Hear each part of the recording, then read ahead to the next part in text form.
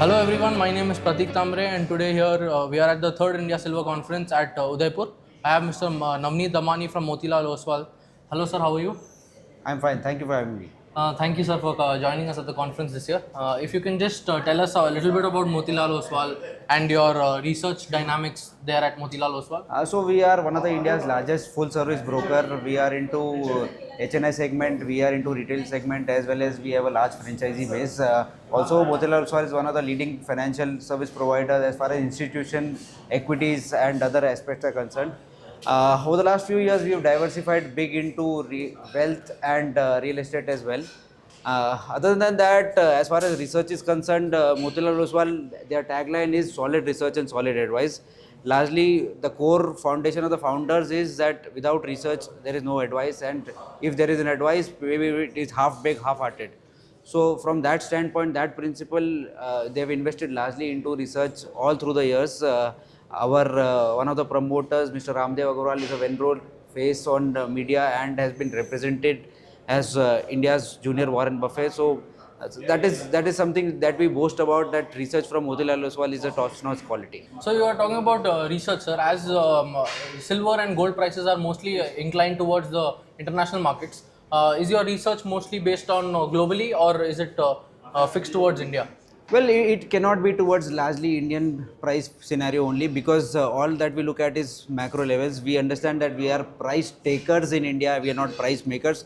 So whatever happens across the globe, be it macro, be it micro, something happening in Middle East, something happening in the US, or maybe Israel-Hamas war, or any geopolitical factor which is driving prices, has to have a cascading impact on domestic commodities which are listed on the domestic exchanges as well. So whatever we track is largely global and largely dollar related.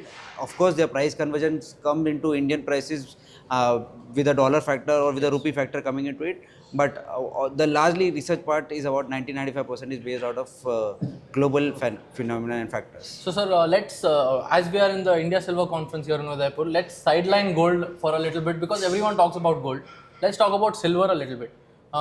With respect to the supply demand, what do you think is the moving trend in the couple of years? Well, you aptly said it. Let's sideline gold for the time being, because the kind of volatility we've been seeing in gold is something that where retail participants have to get sidelined and move out of the market for some time now. Now, what's driving silver and what could be the leading fundamental factor which could be driving silver is we have to understand that silver today is largely an industrial commodity more than a precious metal or more than a bullion. So we've seen a massive change from that front, that where gold prices were rallying and when they were hands in glove with a ratio of about 70-75%. Today we stand at a ratio of about 105%, where gold has outperformed silver by about 30% in the last few, say, probably years. Even as we speak in this year as well, gold is up about 28-30% and silver is marginally up. Yes. So largely these are some of the factors where typically silver is trying to follow industrial metals. They have a very strong correlation, about 90% I would say, pretty much in line with how copper is behaving, and about 50% around how gold is behaving. So these kind of correlations typically give an indication that at this point, given the backdrop, given the macro front, silver today is behaving like an industrial metal. Now what is driving industrial metal is China. You can't miss talking about China, the US, if you're talking or forecasting a view on industrial metals, because China is one of the leading producer as well as consumer of these metals. About almost 50-50% of these metals are produced as well as consumed in China. Now what has happened in this kind of trade war scenario were pretty much active in 2018-19 as well, during the first era of presidency from President Trump. But now you are seeing a repeat telecast. That point in time, China was pretty strong. They were plateauing, but they were pretty strong across the global framework. But over the last 4-5 years, pre-COVID to now, China has been struggling and trying to recover out of the woods.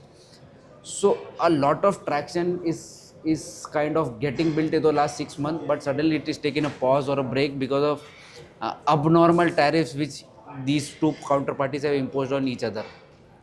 We've seen reasonable correction in silver prices because of that.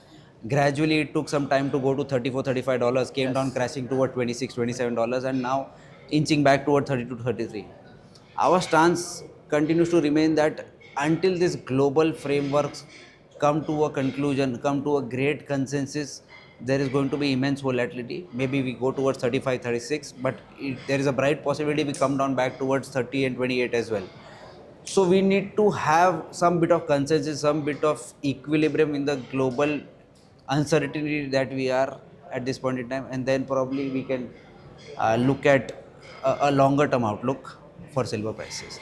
So, sir, as you told that silver is mostly driven by industrial demand, and it is more of a industrial metal rather than how gold reacts as a completely precious metal. Absolutely. Is that why silver is a little bit lagging in the volatility in moving upwards?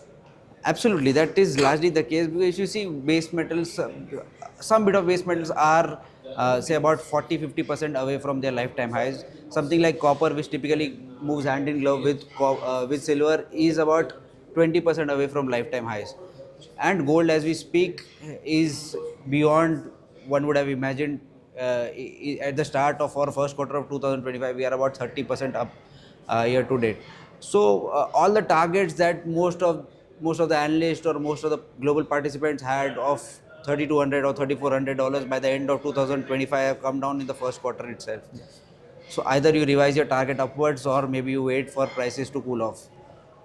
In case of silver, most of the participants are bullish on silver also because of the shortage that we've been witnessing over the last 5 years.